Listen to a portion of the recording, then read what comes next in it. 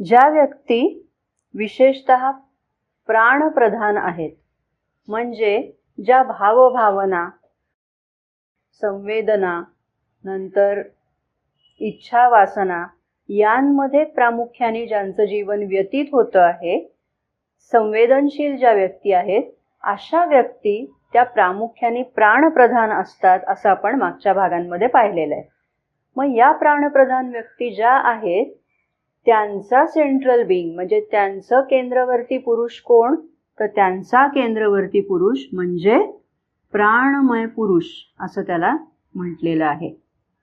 प्राणमय पुरुष. ठीक आहे.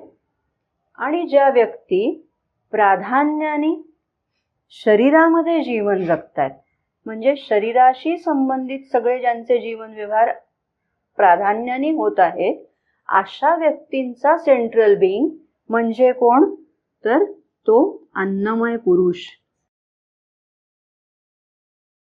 अन्नमय पुरुष.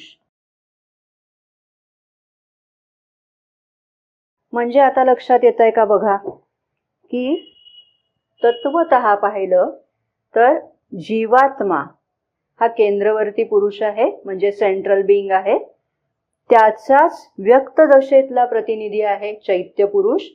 पण चैत्य पुरुषाची जोपर्यंत घडण होत नाहीये, पूर्णत्वाला ती घडण जात नाहीये, तोपर्यंत या मन प्राण शरीराचं संचालन करण्यासाठी एक प्रकारे या चैत्य पुरुषाचे हे प्रतिनिधी आहेत. म्हणजे मग ते प्रत्येकाच्या बाबतीत हे कदाचित वेगळं आहे. ज्या व्यक्ती मनप्रधान आहेत त्यांचा सेंट्रल बीइंग मनोमय पुरुष आहे, प्राणप्रधान व्यक्तींचा प्राणमय पुरुष आणि शरीर प्रधान व्यक्तींचा अन्नमय पुरुष हा सेंट्रल बीइंग आहे. आणि त्याचं नियंत्रण आपल्या व्यक्तित्वावर असतं. जोपर्यंत आपण चैत्य पुरुष किंवा जीवात्मा यांच्याविषयी जागरूक होत नाही, तोपर्यंत हे आपलं नियंत्रण करत असतात, संचालन करत असतात.